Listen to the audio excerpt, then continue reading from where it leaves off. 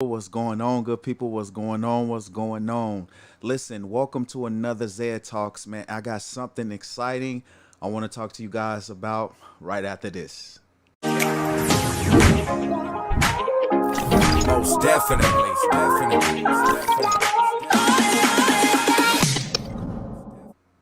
Yo, what's going on, man? How you guys doing, man? Hopefully everything is going good. Listen, I'm excited and pumped about. I really honestly believe, man, this title, this message, this deal that I actually want to talk to you guys about today. Listen, man, if this is your first time on the YouTube channel, want to encourage you to hit the subscribe key and the notification bell. We do little random talks like this every now and then, pretty much 10, 15 minutes, nothing real long. But just wanted to do this to encourage, inspire, and uplift the people of God, and also those who are just having some type of issues going on when it deals with vision and moving forward in life. Today, what we're going to talk about is passion, and I want to ask the question: what is your passion? I looked the definition up to passion, and it was crazy that it connected passion to the death that Christ suffered on the cross. And so I began to realize that passion is something in your life, personally, my life, is something that we're connected to, something that we know we're called to do, but it's something that's going to bring some type of pain, some type of suffering, some type of setback, something that you don't want to happen, but you know you have to do it in order to get to where you want to go. And so I understood some things, and I want to encourage you with those things, is that anytime you're passionate about a thing, right, it's linked to something that can cause and will cause some type of suffering. And you ask yourself the question, like, I love to do this, I enjoy to do this, but why do I feel this way about what I'm doing? It's because you're passionate about it.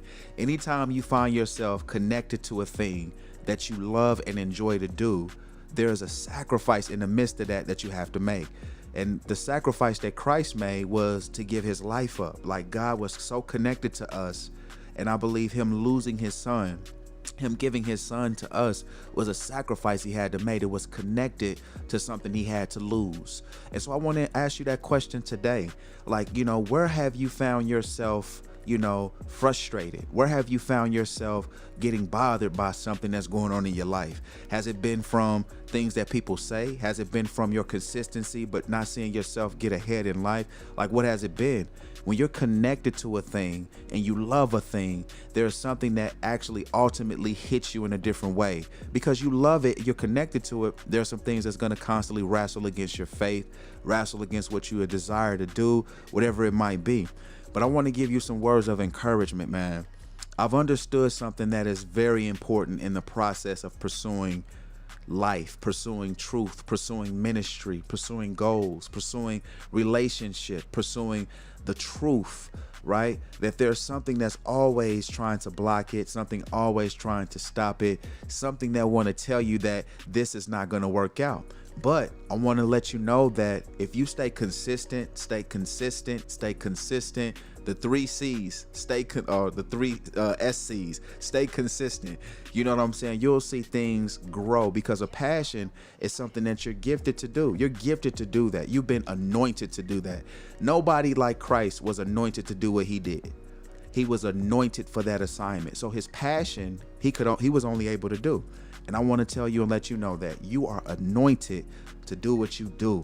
Only you can do what you do. Other people can't do what you do or how you do it because they're not anointed to do it. If we consider David, for example, right? And him being blessed the way that he was, right? And him going to go slay Goliath. A lot of people know that story, right? But a lot of people don't understand that David was anointed for the task. He was anointed for that. In other words, God chose him to do that. And I want to tell you that God has chosen you to do what you're doing.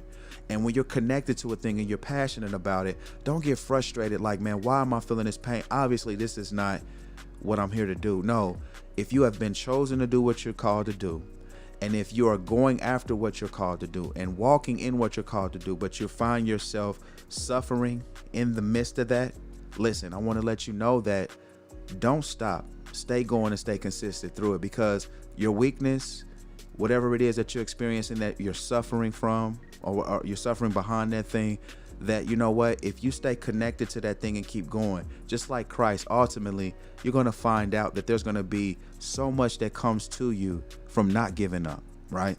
And if before we get up off here briefly, I want to say this, that when Christ was in the Garden of Gethsemane, right? Christ was passionate about doing God's will. Everybody knows this. Yeah, he was passionate about God's will. He even told it to his parents when he was young. He said, I'm in my Father's house. Don't you know that I'm about his business? Right?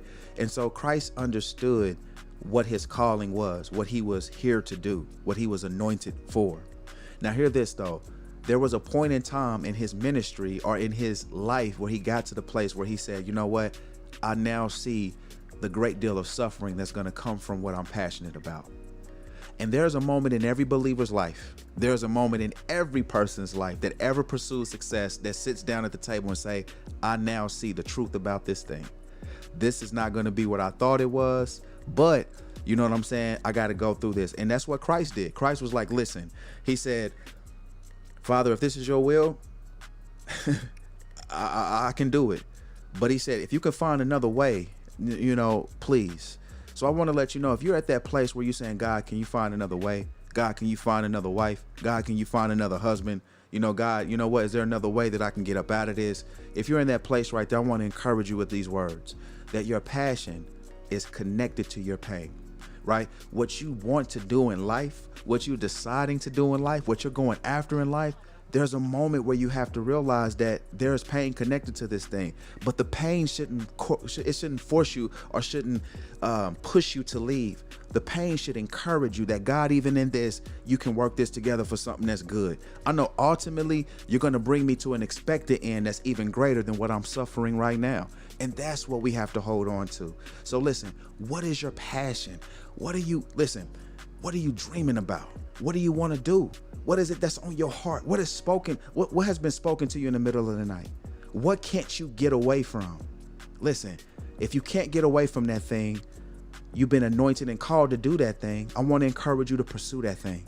But I don't want you to give up because pain has arrived. Listen, even in the pursuit, what Christ was doing, even in his pursuit, pain was present.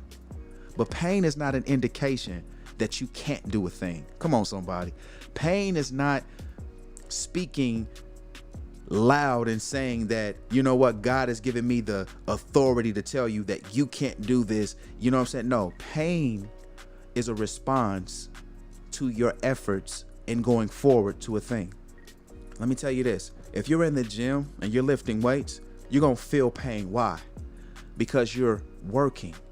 If you're in the midst of doing some work and there's some pain involved because you're doing a thing and you've been called and anointed to do that thing, hear me when I say this.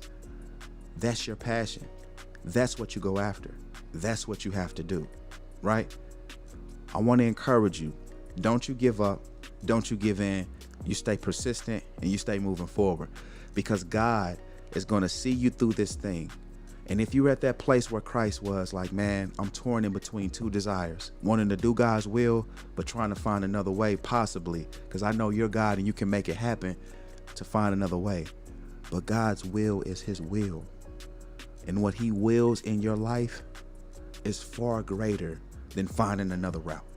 So listen, I want to encourage you. Keep going after that thing. And then ask yourself the question, what am I passionate about? What do I really want to do? And listen, when you ask yourself that question and you're honest with yourself and you see it, I want to encourage you to pursue it. Ask God for wisdom. God, how do you want me to go about doing this thing? You know, what do you want me to do? How do you want me to carry this? Christ knew he was anointed, but he understood and knew what the Father wanted him to do, which lets me know that he had to have a conversation with God. How do you want me to do this? How do you want me to carry this out? So if you're in that place right now, I want to encourage you, seek God's wisdom, seek his truth, seek his face, because with that comes the answer that you're wanting, what you're desiring, what you're hoping for. Now hear me when I say this, that his answer is going to be a lot greater than trying to figure it out on your own, trying to hear what everybody else is saying. Like, sometimes it's important to just drown out all that other noise with the grace of God, with his truth, with his mercy, with his passion for our lives, right? And that ultimately is this, is that everyone comes to a knowledge of Christ, right? And some things happen in life that we don't understand, right? Briefly, as I conclude, I want to share this with you guys. My daughter told share something with my wife that she shared with me, and I want to share it with you. My daughter was wanting to ask the question, why is a lot of people that she know beginning to pass, beginning to die, right? Whether it be from some type of natural disaster, whether it be from, some type of murder, anything like that. She asked that question. Who knows why God always allows these things to happen? But I will say this, that there is a purpose for everything in life. And sometimes pain causes us to change the way we think about things. But ultimately, when you're going after a thing and pain is what you're experiencing, that is an indication that what you're passionate about, hear me when I say this, what you're passionate about, you get what I'm saying? It's letting you know that this is what you should be doing. You're connected to this thing. Don't give up on this thing. Keep going after it. That's 10 minutes with Zaya. But I also wanted to let you know that, you know what, if you're in a place right now, you haven't given your life to Christ and you would love to receive a relationship with him, it's just as simple as it says in Romans 10:9. If you confess openly the Lord Jesus Christ, you know what, you will be saved. And that's just saying, Jesus, I believe you and I ask you to forgive me for my sins. Come into my heart in Jesus' name. And listen, if you said those simple things, you now belong to God. And there is a purpose and a plan and a destiny on your life. So be encouraged, man. That's it, y'all. I just wanted to encourage you, man, to stay up, stay connected to your boy no matter what's going on. Listen, because this season is a big season. This year is a big year. And I want to encourage you, don't give up, stay going. And this is the last thing I have to say before I go. You already know, most definitely.